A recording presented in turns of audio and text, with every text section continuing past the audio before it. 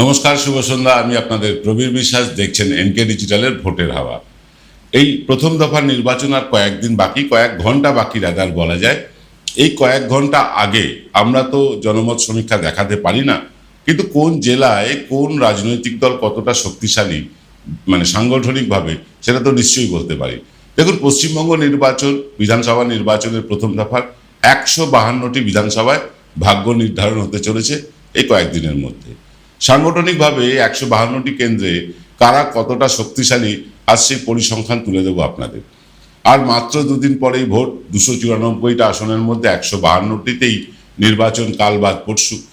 আজ ভোটের দুদিন আগে কার কোথায় সাংগঠনিক সক্ষমতা বেশি আর কার কোথায় দুর্বলতা আছে আর কোথায় কোথায় লড়াইটা প্রায় সমানে সমানে, সেটা আলোচনার মধ্যে নিয়ে আমরা নিয়ে আসতে চাইছি। এটা নিয়ে আসার কারণ একটাই, তা হলো এবারের নির্বাচনটা অন্য সব নির্বাচনের থেকে বেশ কিছুটা আলাদা। শুধু এসআইআর নিয়ে মানুষের ক্ষোভ বিক্ষোভ নয়, কেন্দ্রীয় বাহিনী, সাজোয়া গাড়ি, নির্বাচন কমিশনের অতিমাত্রায় সক্রিয়তা এবারের নির্বাচনকে অন্যরকম করে তুলেছে, আলাদা করে দিয়েছে সব নির্বাচনের থেকে।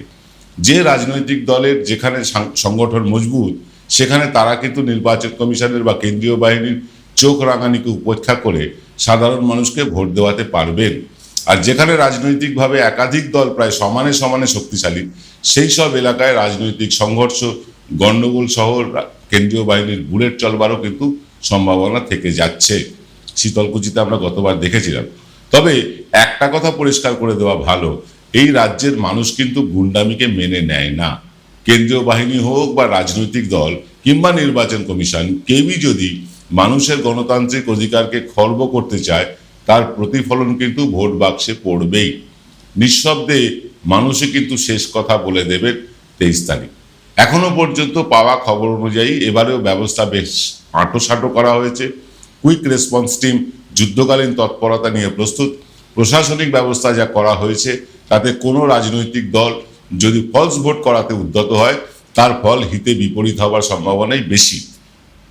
নির্বাচন কমিশনের কাছেও প্রথম দফার ভোট নির্বিঘ্নে করানোটা একটা বিরাট বড় চ্যালেঞ্জ। আসলে ভোটের দিনটাই একটা স্নায়ুর খেলা।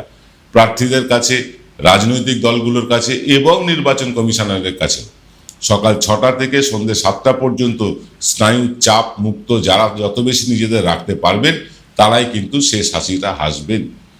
তারপরেও আছে ইভিএম আগলে রাখার খেলা।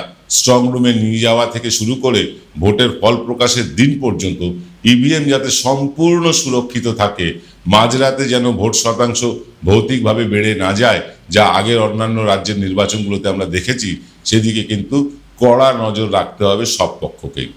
ফর্ম 17C হাতে নিয়েই বের হতে হবে সমস্ত রাজনৈতিক দলের এজেন্টকে। তাহলেই কিন্তু সুষ্ঠু নির্বাচন হওয়া এবার সম্ভব। এবার আমরা কেন জোর দিচ্ছি সাংগঠনিক শক্তির ওপরে, সেটা বলে নিই।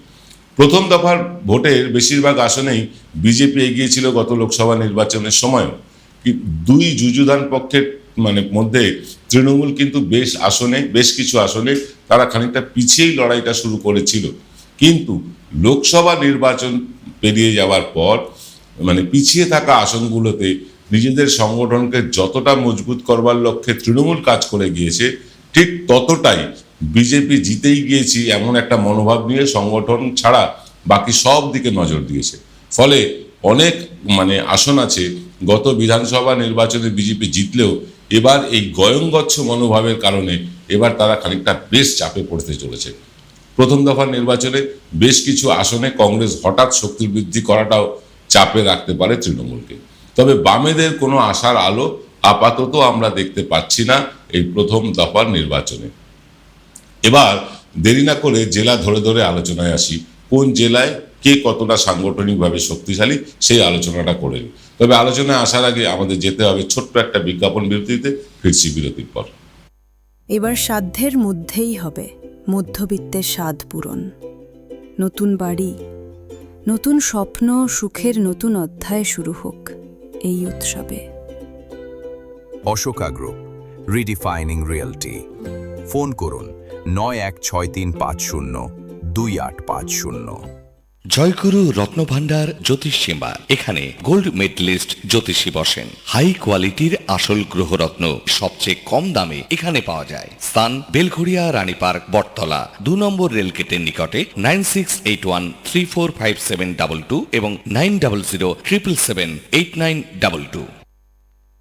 ফিল্ম বিরতির পর আপনারা দেখছেন এনকে ডিজিটালের ভোটের হাওয়া। আজ ভোটের হাওয়ায় আমরা আলোচনা করছি প্রথম দফার যে নির্বাচন পরশুদিনকে, সেই নির্বাচনে সাংগঠনিকভাবে কোন জেলায় কারা কতটা এগিয়ে আছে এখান থেকে আপনারা একটা ধারণা করতে পারবেন।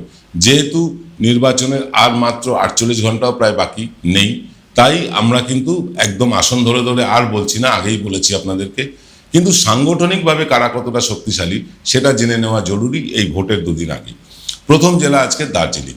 এখানে বিজেপির দুর্ভেদ্য সংগঠন গড়ে তুলেছিলেন বিজেপি নেতা শঙ্কর ঘোষ। তবে পাহাড়ি এলাকায় তাকে অনেকটাই নির্ভর করতে হয়েছিল গোর্খা নেতাদের উপরে। এবারে আমরা লক্ষ্য করেছি দার্জিলিং জেলায় পাহাড়ি এলাকায় শঙ্কর ঘোষের সাংগঠনিক নিয়ন্ত্রণ বেশ খানিকটা এবার আলগা হয়ে গিয়েছে। ফলে দার্জিলিং এবং কার্শিয়াং আসনে বেশ কিছুটা দুর্বল হয়েছে বিজেপি। পরের জেলা কালিম্পং। এখানে একটি মাত্র আসন এবং এই চিরাচরিতভাবে গোর্খা জনমুক্তি কিন্তু এখানে সাংগঠনিকভাবে শক্তিশালী। আসছি আবার আলিপুর দুয়ার জেলায়। এই জেলায় চা শ্রমিকদের ওপরে বিজেপির সাংগঠনিক নিয়ন্ত্রণ ছিল চূড়ান্ত পর্যায়ে, ভীষণ ভালো। তবে নাগরাকাটা এবং মাদারিহাট এই দুটি আসনে তৃণমূল ভীষণ ভালো সংগঠন গড়ে তুলেছে।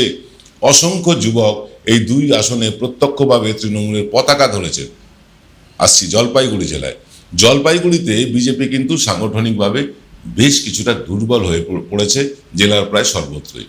বিজেপি নেতাদের ঢিলে ঢালা চরিত্র ছাড়াও এসআইআর এর একটা প্রভাব এই জেলায় কিন্তু আমরা দেখতে পেয়েছি এবং বেশ কিছু আসনে বিজেপি এগিয়ে থাকলেও এবারে কিন্তু তারা পিছিয়ে যেতে পারে। লক্ষ্মীর ভাণ্ডারের যে ভাতা বৃদ্ধি, তার প্রভাব কিন্তু এই জেলায় আমরা মহিলাদের মধ্যে ব্যাপকভাবে দেখেছি। আমরা কেন আলোচনা করছি এসব জেলা ধরে ধরে সাংগঠনিক শক্তি? কারণ এই সাংগঠনিক শক্তির উপরেই নির্ভর করবে পরশু দিনের ভোট কেমন হবে। আমরা এবার চলে যাব সরাসরি কুচবিহার জেলায়। কুচবিহারে তৃণমূলের উদয়ন গুহ সহ একাধিক নেতা যেমন আছেন, তেমনি বিজেপির হয়ে ব্যাট ধরবার লোক একমাত্র নিশীথ প্রামাণিক। এবারের নির্বাচনে নিশীথের ভূমিকা কিন্তু বেশ নিষ্প্রভ। তাকে কিন্তু সেই রকম ভাবে আর দৌড়ঝাঁপ করতে দেখতে পাইনি আমরা। উল্টো দিকে তৃণমূল নেতাদের সক্রিয়তা কিন্তু বেশ নজর কেড়েছে আমাদের। তারা কিন্তু বেশ সক্রিয় হয়ে উঠেছেন। সাংগঠনিকভাবে তৃণমূল এখানে যথেষ্ট শক্তিশালী এবং বিজেপি এখানে ক্রমাগত সাংগঠনিকভাবে দুর্বল থেকে দুর্বলতর হয়েছে প্রতিদিন। আমরা আসবো উত্তর দিনাজপুর জেলায়। এখানে দুটি বিধানসভার আসন, উত্তর দিনাজপুর জেলায় দুটি বিধানসভার আসন বাদ দিলে প্রতিটিতেই কিন্তু সাংগঠনিকভাবে বেশ কয়েক যোজন এগিয়ে আছে তৃণমূল কংগ্রেস। সংখ্যালঘু মানুষেরা কিন্তু অনেকটাই নিরাপদ আশ্রয় মনে করেন এই জেলায় তৃণমূল কংগ্রেসকে। পরের জেলা দক্ষিণ দিনাজপুর। এখানে কয়েকটি বিধানসভায় বিজেপি কিন্তু চূড়ান্ত শক্তিশালী, আবার কয়েকটিতে সাংগঠনিকভাবে তৃণমূল বেশ দুর্দান্ত অবস্থায় আছে। বলা যায় দক্ষিণ দিনাজপুরের লড়াইটা প্রায় সমানে সমানে হতে চলেছে। আমরা আসবো মালদা জেলায়। মালদায় 2-3টি আসনে বিজেপি নিজেদের সাংগঠনিক অবস্থানকে বেশ মজবুত করে রাখলেও একাধিক আসনে তারা দুর্বল হয়ে পড়েছে। পরের জেলা হচ্ছে মুর্শিদাবাদ। মুর্শিদাবাদ জেলায় তৃণমূল শক্তিশালী সাংগঠনিকভাবে বরাবরই। তবে এই জেলায় 2টি আসনে বিজেপি এগিয়েছিল। সেই 2টি আসনেই কংগ্রেস এককভাবে লড়াই করবার সিদ্ধান্ত নেওয়ার ফলে বেশ চনমনে হয়ে উঠেছে কংগ্রেসের এই 2টি বিধানসভায় তাদের সংগঠন। উপরন্তু তৃণমূলেরও সংগঠনে তারা থাবা বসিয়েছে। কংগ্রেস কিন্তু তৃণমূলের সংগঠনও থাবা বসিয়েছে। তবে হুমায়ুন কবির এখনো এই মুহূর্ত পর্যন্ত আর কোনো গুরুত্বপূর্ণ নাম নয়। স্টিং ভিডিওটা সামনে আসার পর হুমায়ুন কবিরের জনপ্রিয়তায় ভাটা পড়েছে হু হু করে। তার পুরো সাংগঠনিক সুবিধাটা নিয়ে নিয়েছে তৃণমূল কংগ্রেস এবং কিছুটা কংগ্রেসও। পরের জেলা বীরভূম। এই জেলায় একমাত্র আসনে সাংগঠনিকভাবে শক্তিশালী ছিল বিজেপি, দুবরাজপুর। এবারে একটি মাত্র আসনে যেখানে বিজেপি এগিয়েছিল সেখানেও কিন্তু থাবা বসিয়েছে অনুব্রত মণ্ডল। হ্যাঁ, বীরভূমের তৃণমূল নেতা অনুব্রত মণ্ডল এবং কাজল শেখ তাদের যৌথ থাবা পড়েছে কিন্তু দুবরাজপুরেও। রামপুরহাট আসনটা খানিকটা দুর্বল হলেও শেষ পর্যন্ত হয়তো তারা এই আসনে সাংগঠনিকভাবে এগিয়েই থাকবে। গোটা বীরভূম জেলায় বিজেপির সংগঠন প্রায় নিশ্চিহ্ন হয়ে গিয়েছে। কিন্তু সিউড়ি এবং রামপুরহাট এই দুটো বিধানসভা কেন্দ্রে বিজেপিকে বেশ জন্মনে দেখতে পেয়েছি আমরা। বুথে বসানোর এজেন্ট কিন্তু বিজেপির সর্বত্র নেই এই জেলায়, সর্বত্র বুথে এজেন্টও বসতে পারবে না। তারপরেও এই জেলা কিন্তু বেশ ইন্টারেস্টিং এবং আমাদের নজরে থাকবে ভোটের দিন। ঝাড়গ্রাম জেলাতেও বিজেপি বেশ দুর্বল, সাংগঠনিকভাবে এই দুই জেলাতেই পিছিয়ে আছে বিজেপি। পরের জেলা বাঁকুড়ায় মানে গত বিধানসভা নির্বাচন পর্যন্ত সাংগঠনিকভাবে যথেষ্ট এগিয়ে ছিল বিজেপি, কিন্তু লোকসভা নির্বাচনের পর থেকেই বিজেপির সংগঠন ক্রমশ কমতে তলানিতে গিয়েছে। একই সাথে তৃণমূলের সংগঠন কিন্তু বেড়েছে ব্যাপকভাবে। এই জেলায় দুপক্ষই প্রায় সমান শক্তিশালী হয়ে গিয়েছে এই মুহূর্তে। পুরুলিয়া জেলার অবস্থাটাও কিন্তু বাঁকুড়ার মতো হলেও বেশ কিছুটা এগিয়ে থাকবে বিজেপি। কর্মী ভোট আজও বিজেপির পক্ষেই আছে বলে পুরুলিয়ায় বিজেপিকে সাংগঠনিকভাবে আমরা এগিয়েই রাখব। কিন্তু পশ্চিম বর্ধমানের চিত্রটা একেবারে বিপরীত। এখানে দু তিনটি বিধানসভা ছাড়া বিজেপি সংগঠনের অবস্থা মানে কঙ্কালসার বললেও কম বলা হবে। মানে আমাদের এই বিজেপির কঙ্কালসার অবস্থাটা কিন্তু আমাদেরও নজর এড়ায়নি। পূর্ব মেদিনীপুর জেলায় বরং বিজেপি তৃণমূলের সাংগঠনিক দুর্বলতার সুযোগ নিয়েছে। বেশ কয়েকটা জায়গায় তারা বিপুল শক্তি বৃদ্ধি যেমন করেছে, তেমনি কয়েকটি জায়গাতে তারা বিধানসভায় এগিয়ে থেকেও এবার পিছিয়ে পড়েছে। হাড্ডাহাড্ডি লড়াই দেখতে পারি একাধিক আসনে এই জেলায়। কিন্তু পশ্চিম মেদিনীপুরের ছবিটা একদম বিপরীত। এখানে একটি মাত্র আসনেই তারা সাংগঠনিকভাবে নিজেদেরকে প্রতিষ্ঠিত করতে পেরেছে। বাকি সব কটি আসনে একেবারে নিরামিষ লেগেছে বিজেপির সংগঠনকে। আমরা 16টা জেলার প্রথম দফার 152টি আসন নিয়ে আলোচনা করলাম। প্রত্যেকটি জেলা ধরে বললাম, আসন ধরে এই মুহূর্তে বলা টেকনিক্যালি অসুবিধে এবং মানে নির্বাচন কমিশনের নিয়ম মতো অসুবিধে আছে, তাই আসন ধরে বললাম না।